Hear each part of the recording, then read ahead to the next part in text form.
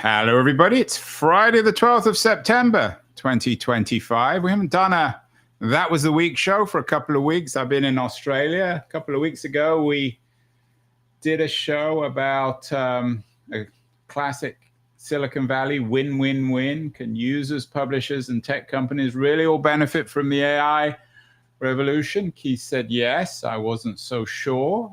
In the last couple of weeks, I think Keith has doubled down. He's gone a little crazy. He is talking now about why exuberance when it comes to the AI revolution is required. It's the rational response to what's happening. Keith is joining me, as always, from the heart of Exuberance, Palo Alto. Keith, what's happened over the last 2 weeks? Have you gone mad? No, I've always been mad, Andrew, as Pink Floyd famously said in a song. You remember that in the background? I've always been mad.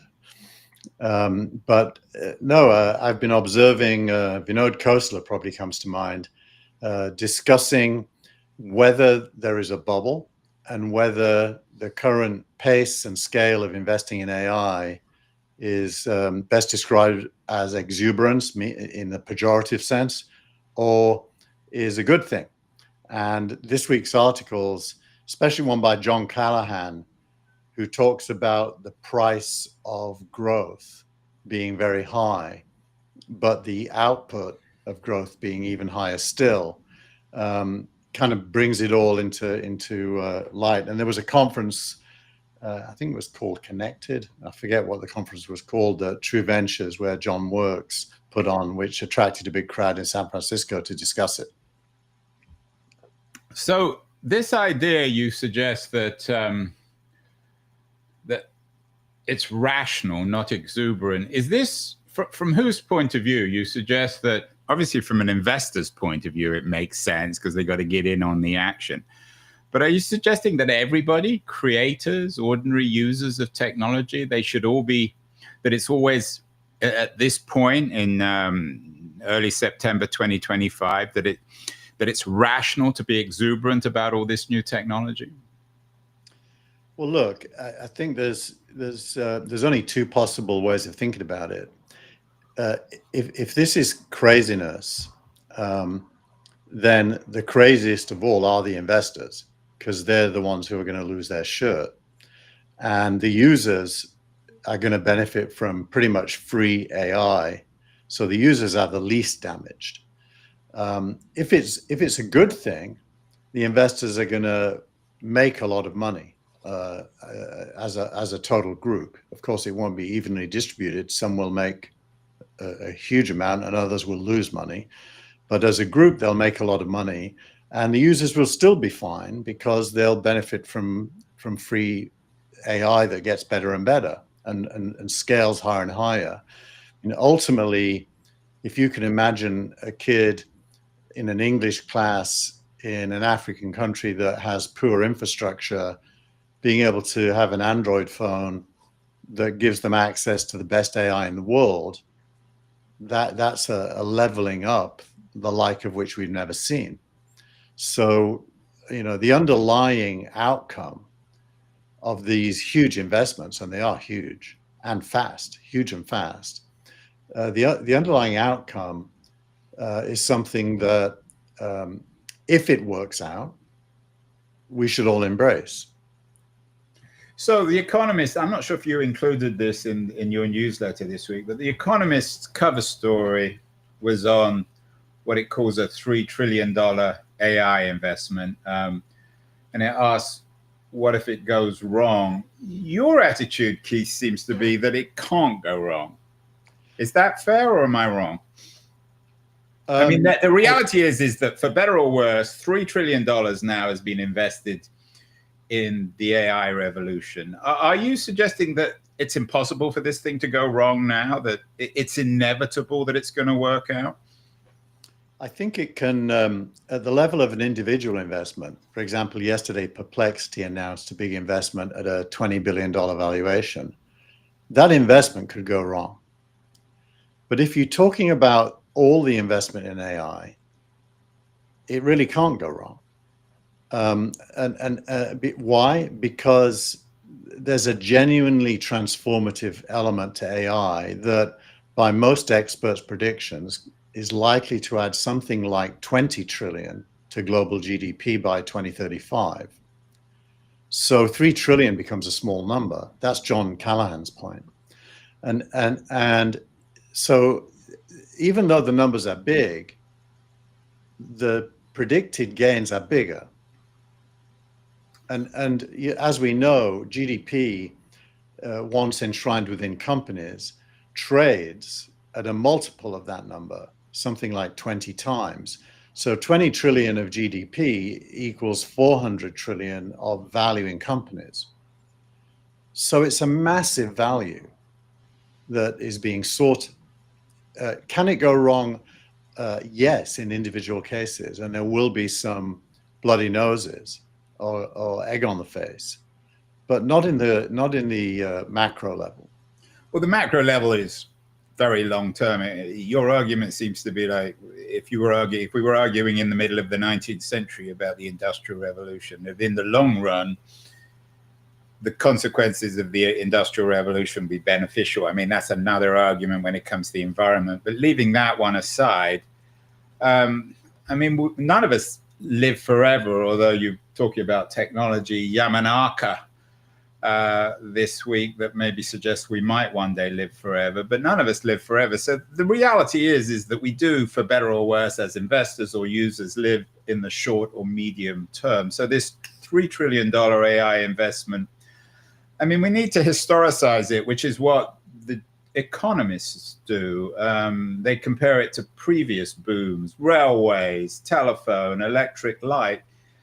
In your view, is this equivalent to some of the other great booms in history, the dot-com, particularly electricity, telephone, railways, which they focus on? And one of the things that The Economist, I thought it was a good piece, suggested that you have overcapacity, maybe in the short term, but it nonetheless has a detrimental economic impact. The Economist argues it has a detrimental economic impact. Well, in the sense that you have overcapacity. So I'm quoting them, amid the British railway bust of the 1860s, losses were concentrated amongst banks. I mean, this is real money being invested for one reason or another, and it's not guaranteed that everyone investing will win from the investment. Well, that's. I mean, you're right, Andrew, but that's just the nature of investment. It's a bet, and if you bet on an index, you almost never lose. The S&P 500 being a case in point. If you bet on an individual stock, there's a pretty good chance you will lose, especially in a constrained period of time.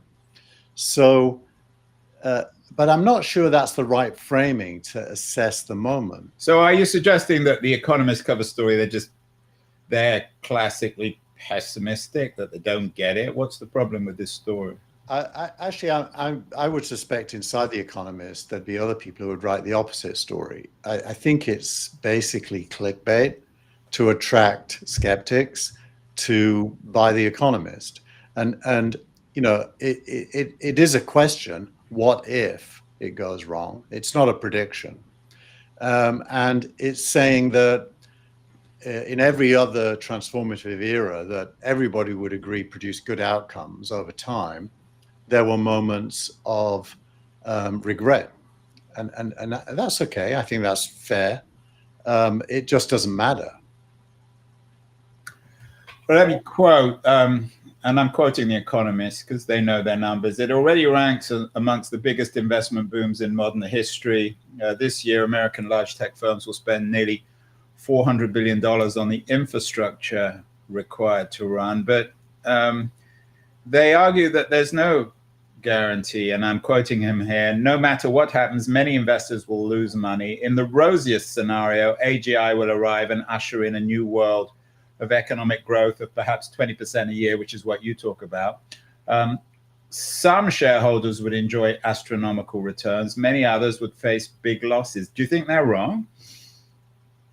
I don't think that's wrong, but I think the 20% a year is part of what they're saying and is likely to be right.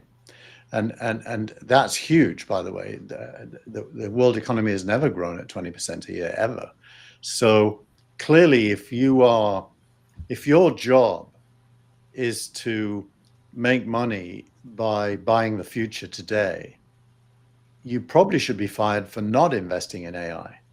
So it's rational. I mean, this is your point in the editorial, that it's a rational investment. And anyone who isn't investing, anyone who isn't exuberant, is actually irrational, in your view. They're conservative. They're possibly rational. They're just not going to benefit from the outcomes, and that's fine. Not everybody has to play the game, if you will. So I'm not criticizing people who stand on the sidelines. I'm just saying those who take the risk will get the reward, unless they're one of the few that make bad bets and lose their money. And there will What do you be. think the biggest risk then is? I mean, you're unusually optimistic, or maybe not unusually optimistic in Palo Alto. Not everyone shares your optimism. What do you fear here? Is it a short-term meltdown of the stock exchange? Is it the failure of companies like OpenAI to make money? What's the biggest risk here? I think the biggest risk is to replicate the failures of previous transformations. You know, if you're probably familiar with most of the early television conversation about how transformative television could be to education, for example. And it turned out that we got, reality TV and soaps and advertising. Same with the internet. It should have been transformative of human experience. But again, we got traffic, attention seeking, algorithms, and advertising. So the biggest fear with AI is that its potential is undermined by poor business models that don't serve human need. But it still benefits the investors and the companies. So are those two things compatible? I mean, do you think that this one will be different? Why will it be different? Well, there's a kind of a hidden upside in AI. AI basically consumes content in order to have the capability of answering questions or discussing concepts. And it really isn't a traffic engine. It's a knowledge base. A very clever and getting cleverer knowledge base with some reasoning, some research capabilities, even some invention capabilities, as we see with DeepMind and human proteins and all the stuff related to lengthening life. So that's very different to the internet, which was a mass audience, attention-grabbing, clickbait kind of platform. AI has, because it's subscription-based and you pay for what you consume through APIs, it doesn't need natively an advertising business, and therefore it doesn't need to undermine what the right outcome is for humans in order to pursue profit. So there's something beautiful inside of it. The previous 2 weeks, I did a newsletter last week, and it was all about this as well. The question last week was, what is the business model for AI? And I think the business model is surfacing knowledge, which probably should include links to content, attribution, if you will, that could produce a very big business model without undermining its potential. And my fear will be that that doesn't happen, that Sam Altman turns into the Google ad network. There's also the issue, I mean, you and I have talked about this endlessly, of content and how people are paid back from AI borrowing the content. I mean, there are IP issues involved here as well. You seem to take it for granted that creators will benefit from this, although many creators are deeply fearful. Many of them are indeed already suing AI companies. How is it guaranteed that creators are going to benefit from this? And should they be paid for the intelligence they lend to these engines? there's no definite outcome there, but there's a couple of possible outcomes. The first thing to note is that creators are hooked on traffic and attention just as advertisers are.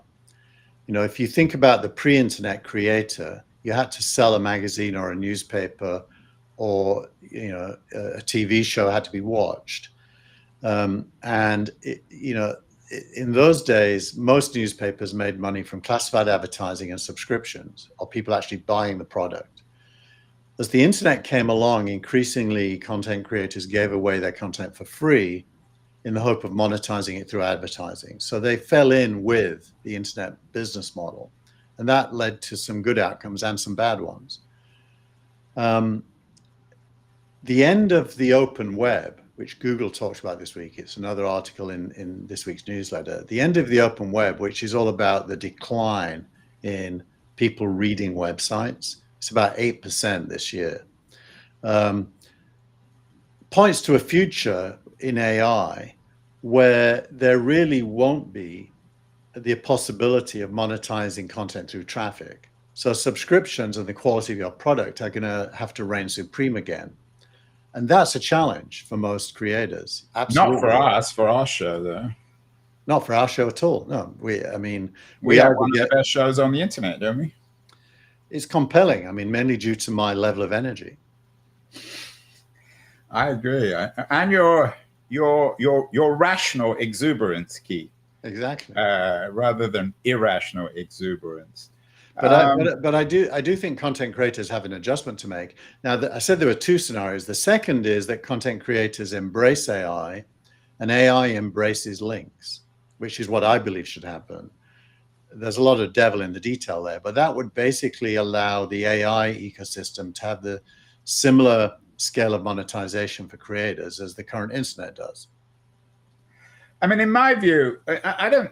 Some of the things you say, I don't necessarily disagree with, but I do think that, borrowing your language, the devil is in the detail in the short term. Clearly, there are going to be some downturns. Maybe there'll be a bust, maybe there won't. The interesting thing, and the Economist deals with this, is fearing the burn. What would happen if there is a crash, or at least a very sharp correction? In the dot-com boom, it didn't really matter because it was mostly private, and I guess it brought the stock market down. What's interesting, the difference between 2025 and the 90s was that most of this is being led by a tiny handful of big tech companies as opposed to dot-com startups. So I'm not sure whether this makes the broader economy more or less vulnerable to a sharp correction. What's your take? Well, you're definitely right that there's a concentration of money in a few hands. And that goes for the whole value chain of money. Only a small number of venture firms are raising large funds. And those same small number, 10 or so of them, are making a lot of the big bets.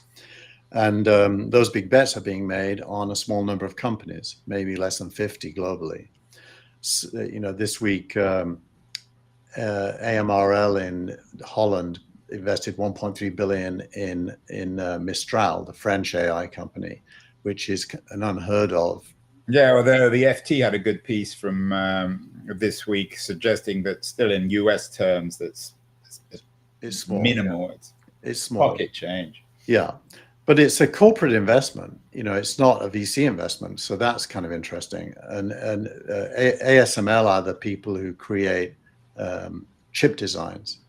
So it's kind of interesting. Now, so I think that there is a concentration of money. Whenever there's a concentration of money, a single point of failure can have an ecosystem impact. That's also true.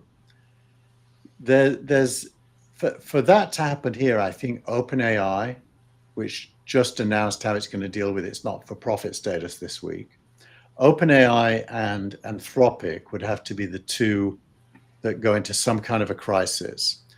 Now, with OpenAI placing a $300 billion contract with Oracle this week, which, by the way, has doubled Oracle's share price. So Oracle's now worth over $1 trillion. Yeah, and Larry Ellison now is even richer than Elon Musk.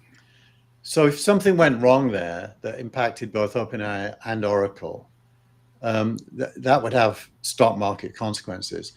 But the example I would give you to frame what would be the consequences of that is the Channel Tunnel between the UK and France. It went bankrupt. It did have that big crisis. Admittedly, it doesn't impact the whole ecosystem of world capitalism in the way that AI might, but it was major. And what happened is it got bought out for pennies on the pound and is now a thriving business. So the human gain of the Channel Tunnel, survived, and the human gain of AI would survive because these models that get trained, they don't have to be retrained to still be as good as they are. They just keep working. So and running them isn't the expensive bit; it's training them. So I think overall, the human impact of a crisis is likely to be quite well contained if there were one. And I don't think there is any signal that there's likely to be one. Yeah, and you and I have talked about this, and maybe it's a subject for another show. Whether I think I agree with you on OpenAI, particularly OpenAI and Anthropic. Whether their business models actually work, I'm still not 100% convinced that OpenAI has a business model. They're pouring billions of dollars into investment, but whether they can make themselves into a profitable business, I mean, The Economist addresses this, is still not entirely clear. But in your mind, it is. You think that it's inevitable, really, that OpenAI will be ultimately profitable. Yeah, I think inevitable is too weak a word now, because I think, Well, what's a stronger word than inevitable? I think all predestined. Predestined. It's already happened. I mean, they announced even larger revenues than they previously predicted, and they've increased their guess at the next 2 years, and it gets well over 100 billion in revenue in a time frame that we can predict from today, because it's soon. So I think that's predestined. I gotta put that in the title. Predestined. That's Yeah. even stronger than. Sounds a little religious. Predestined. Yeah, but only from the standpoint of today. I wouldn't have said that a year ago. But some people might argue that, well, it's all very well to build this massive revenue, but there are many costs, and it's still not entirely clear that for a profitable business, your revenue needs to be higher than your costs, and it's not clear if OpenAI can do that. But you believe that that's also predestined. I think if you're the CFO at OpenAI, the way you think about it is roughly this: it costs you a certain amount of money, 300 billion seems to be the number this week, to continue to train better and better models. It probably costs you something like, if you want to serve the entire world of up to 8 billion people, it costs you a fraction of that 300 billion to use existing models to serve those people. And so it's a little bit like the CFO of Amazon keeping building warehouses, thus making Amazon unprofitable for most of its life. But the scale of its revenues continue to grow. And it's a trade-off between how much you spend, how fast you spend it, and what it delivers in terms of gross revenue. At some point, you can turn off the spending and only have the revenue, which is what Amazon did. Because yeah, and Amazon, I think, is a good case where, and I don't know enough about the economics of the period, but how Amazon continued. I mean, even in the great crash of 2000, they somehow not only survived, but continued to spend. That they were able to convince Wall Street that they had a long-term viable business, even if they weren't profitable. I guess the same is true of OpenAI, which makes Sam Altman the Jeff Bezos of the 2020s. Yeah, I don't think anyone would want to be the Jeff Bezos of any era. but that's, have you met Jeff? Well, I'm not sure. Would you want to be more like Sam Altman or Jeff Bezos? I mean, I personally would want to be more like Elon Musk, but that's just me. Well, that's your own particular weakness. We haven't dealt with one of your friends, Elon Musk, not the most popular fellow in the world, but you seem to like him. what's Musk been up to this week that you found impressive? He's a month or two out of his Doge job. Is that before we get to what he's been up to? Does that in any way? I mean, you're an overt admirer, unabashed, unambiguous admirer. Is that in any way the Doge chapter, which is certainly not untarnished, has that affected your opinion of Musk? But you just think it's one of those things? Well, I think he gets credit for quitting, which is what happened. And he was asked this week on this interview what lessons he learned from it. And his answer was short and sweet. He basically said, I learned that the government is basically unfixable, which you and I probably would have known ahead of time. His brashness led him to believe he could fix it. And he learned very quickly he couldn't. Why? Because embedded bureaucracies are not prone to change. Generally speaking, revolutions are the only thing that seems to change them, and they're rare. So what's he been doing this week that's important? So he was interviewed about everything he's doing by the All In podcast, which is a friendly environment for him. They had an All In summit in LA. I think they had 2,000 or 3,000 people there. And it's a very sanguine interview. But the bit that I focused in on was prior to him coming on stage, Alex Karp from Palantir was on stage and had said that the West, in quotes, had reached a period where it has a suicide wish. And when he says the West, he means a whole set of ideological gains that come from the Enlightenment and represent the definition of progress and stuff like that. Musk was asked his opinion and said, the evidence suggests that there's a suicide wish. That is to say, we, the Westerners, are now alienated from our gains from the past and don't like them anymore. But where's it? What exactly is he talking about? I think he's talking about everything from environmentalism to the trans issues around whether former men could play in women's sports. He's basically saying that ideologically, we've arrived at a place where, like, we're ashamed to be white if we're white because it's racist to be white. Basically, we've gotten so confused about our desire to be good that we've started hating ourselves and what we represent. But what's that got to do with environmentalism? I mean, aren't those real issues? Is he just denying them? Well, he doesn't deny them. He makes the point that humans in the Enlightenment tradition are the solution to all problems. But in the current narrative around environmentalism, humans are the cause of all problems and probably not able to solve them, other than by conserving. And conserving really isn't change. Conserving is slowing down, whereas innovation, like in fusion technology or solar and other, or Yamanaka, is active improvement by humans. And the balance of the narrative is humans are bad, is what it's saying. And I think there's truth in that. Well, I mean, it seems a very Manichaean way of looking at things. What about Alex Karp? I mean, a lot of people would argue that Palantir is a problem. They create weapons that don't necessarily benefit mankind. What was he saying? Well, Palantir doesn't actually create weapons, just to be clear.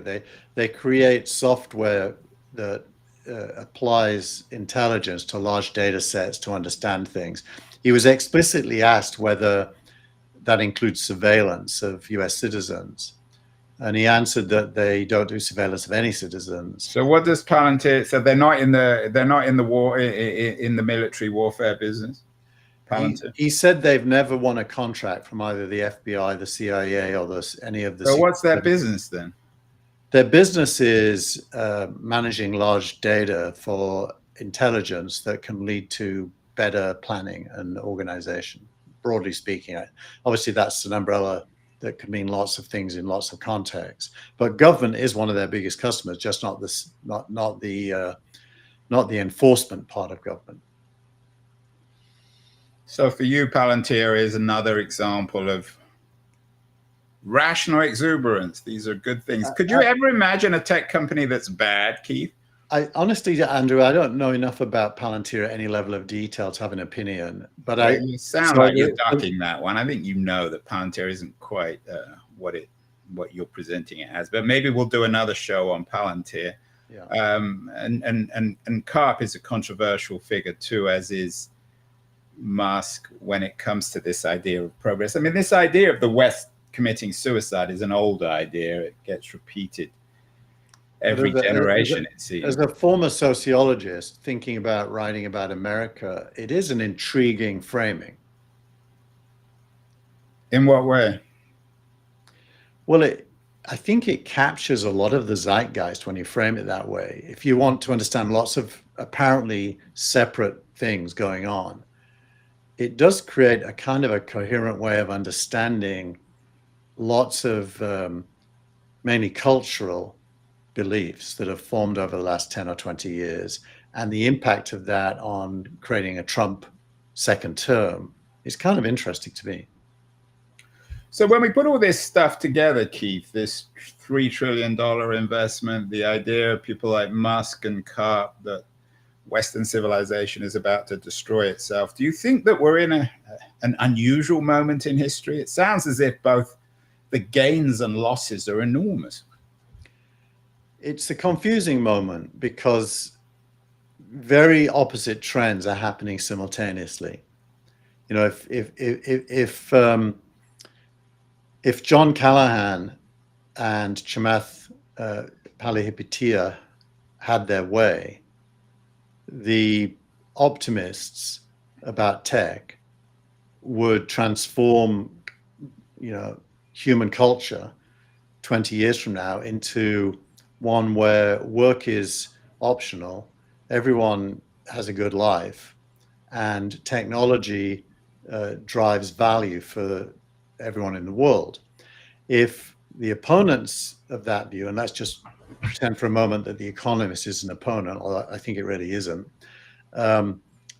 then we're heading for some kind of apocalyptic, you know, dystopianism.